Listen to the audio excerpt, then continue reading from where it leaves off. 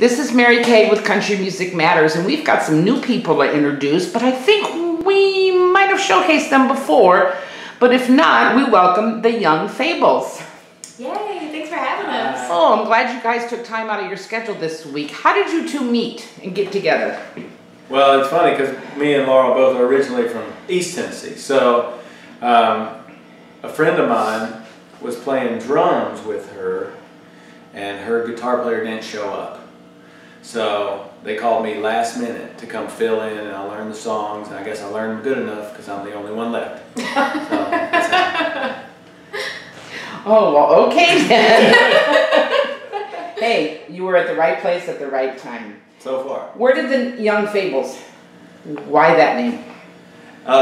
That's another funny story because we were sitting there, we were trying to come up with names. We were sitting with our friend who's now our manager, Patrick Larney, and every name we came up with was awful, like terrible. All the tricks they tell you to do, they say like take your dog's name and your street you grew up on, and so we were like, okay, well that would be Knucklehead Ralph, which would be a great band name, but not for country band. So we were talking about how we write a lot of songs with Laurel's grandparents, and Patrick was sitting there and he was thinking about that idea, and he was like, well, what you're doing is you're taking these old stories and you're making them new again. So you're really creating these young fables. And we were like, that's it, that's the name. And I asked the first question everybody always asks, well, what are we going to do when we're the old fables? And he said, well, you'll always be making new stories out of old stories, so you'll always be young fables. And I was like, okay. We're all young. No matter how old we get, there's something young in all of us. Exactly. So you guys stick to that. Laurel, give us a little bit about your background. You're a 3-time American Idol veteran. Yeah, I did American Idol for 3 years, I think 3 years in a row. Yeah. And then I got a little further and further each time I did it, and so the very last year that I did it, I made top 48, so it's a great experience. And even though we weren't the young Fables at the time, it's still been great exposure for the both of us. So. How was your first visit to Ryman? How was it? At 16. Yeah, I cried a lot that day. I cry a lot usually, but I was like 16. I was the youngest person in that competition, and I don't know, I didn't even really know that the finalists of that competition got to perform at the Ryman, so it was sort of like a last minute thing. And when I won that regional one, and they said, oh, we're moving on to the Ryman, I was like, oh my gosh. And that was Texaco Country Show. Yeah, I was just going to say that you were the grand prize winner of that, right? Right. And then you got to play at the Ryman. The youngest ever. Still the youngest ever. I'll continue. I mean, you can brag on that forever, and it'll stay with you. And Wesley, you're an accomplished vocalist, guitarist, and you shared the stage with a lot of people. Josh Turner, Lauren Elena, Sarah Evans. What have you learned from these people as to how they perform, how they tour, just what you take from them? One of the best lessons I learned, and it's from people like that, but it's also just people that, most people will never hear of, but are just the hardest working people and musicians, and that is that hard work will always trump talent. You can be as good as anybody in the world, but if you never go and do something with it, it doesn't matter. That's the biggest lesson I've learned. And you guys got a new album and a single, Old Songs. How do you determine what directions your songs are going to be on an album? It's weird. I feel like we're constantly writing songs. Yeah, we don't, and a lot of people write songs for their album. Like, okay, we're gonna, write songs for this record. A lot of people go into a write and they're like, okay, I need an upbeat song. I need a song about this, song about that, and we're just constantly writing about just whatever we go through or whatever we want to write about. So we didn't really have a lot of trouble picking songs for our record. They sort of just fell into place, and we didn't write for a specific thing, and we just try to write songs that are relatable and that other people can relate to. So. Yeah, when we were putting them together, it's like, a lot of people, they're like, well, this is our radio song or our slow song, whatever, and we were like, well, if my mama likes this album, that'll be good enough. So we'll just do that. Yeah, whenever we were in the studio with Mitch, the guy that produced our album, and he's so great, we're honored to work with him, he was like, is there any songs on this record that you want for country radio? And then we asked him, does anything sound like a country radio song? And he was like, I don't know. And I was like, well, if you don't know, then just let's just not. We'll just do it. Let's just do whatever sounds good.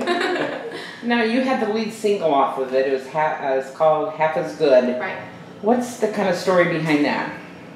So our first record is called Two, and the title track on there is basically about, you know, the hook is I never knew it'd be so much better with two, and that was sort of the story of us coming together and being a duo and being a new couple and all that. And so I thought it'd be cool to come up with a song called Half as Good, and that's really all I had going into the right with Kenny Foster. And I was like, it'd be cool to show the growth of our relationship from two. So that's sort of what that song is about. Yeah, it's like you don't realize in your life that you're just half as good until you find that other person to be that other half. Oh, that makes perfect sense. Okay. Now every artist likes to hear these two words, sold out. You guys sold out the City Winery in March this year. How did those words hit you, sold out? I still don't believe that. Yeah, I don't believe it either. No, our manager, Patrick, he said that let's do our show at City Winery.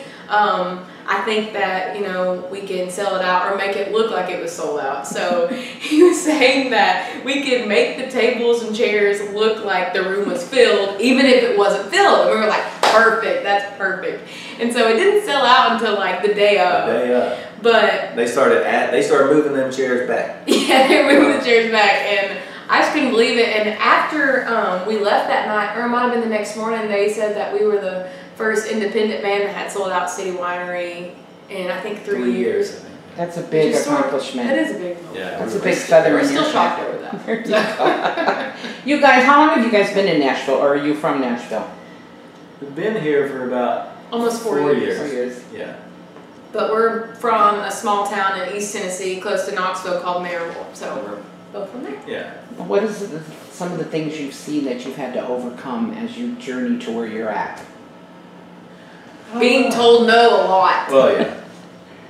I feel like we've just sort of, there are no doubt things we've overcome, but we just always sort of just plodded along, you know, like, well, we'll play this show, we'll do this thing, and if that didn't work, we'll do something else. Yeah. Try and stay so busy you don't think of the problems, probably. Now you guys, are you both from musical families? I'm not really. No. At all. Like, my parents don't sing, my grandparents don't sing. And it's funny because we were talking about writing songs with our grandparents, but they don't sing or play. They just tell great stories. But they're stories. Exactly. Yeah, yeah. There's so many songs made out of stories or something somebody hears. Or, you know, one gal just said, I was in the store and I heard somebody say something. I'm like, oh, that's a song. You know, do your minds ever like stop thinking of songs? Yeah. Yeah, I mean, it sort of come, like you never know when it's going to come, but sometimes a lot of our songwriter friends, like, they write way more than us. We try not to go into these like phases where we write a lot, where we play a lot. We try to write and play and do all the things all at once. Like, we don't take breaks from anything. And so I was talking to Wes the other day about how it's hard to come out of that like live show feeling of like being like a robot and going through the motions of like a live show, and then going to a write, you know, right after and trying to be creative. So I think sometimes that's like a challenge for me. Yeah. And sometimes you just don't have ideas. Sometimes you got 20, sometimes you got none. So that's how it goes. Is this your first CMA Fest? It's As our artists? first time playing CMA Fest. Yes. We played around it for like 3 years, but we Yeah. actually haven't done CMA Fest, and we're very busy. I'm very So excited. you've Yeah. been here as like fans then? Yeah, well, we Kinda. yeah, we've played around. Like, what she means by that is like not official CMA stuff, but we've been playing at the same time the CMA Fest is going Right. on. And sometimes we've lucked into like somebody had extra tickets, so we'd be playing at this hotel, and somebody give us an extra ticket, and we go get to see. We saw like Eric Church and Brad Paisley. You know? So we've been both fans and around it at the same time. Yeah, but now we're playing it, so we've been all three. So what's your schedule? You guys got a busy CMA Fest. We have a meet and greet on Saturday at the Nashville Convention Center booth at 11:30, and then Sunday we're playing the Spotlight stage at 10:30. And then the Wild Horse that night. Yep, that's right. 7. 7:15. So what's going on for the rest of the year? Well, our first music video for Half Is Good off the new album just premiered on CMT, and they put it on TV rotation, which was awesome. Yeah. So that one, and then we're trying to ride that out. And yeah, and we're traveling a lot this summer. We're going to California and Omaha and Texas, and so grateful for all the opportunities that we've been given. And where can everybody find you? Because social media is the place. It is. It's theyoungfables.com. Super easy. You can get to Facebook, Twitter, Instagram, everything from there. Yep. Your music can be found there as well? Yep, everything. Well, we are so glad we finally got to meet you. We enjoyed it, and thank you for taking your time. I know you have a busy CMA Fest. Thank you so much. Thank You're welcome. Thanks.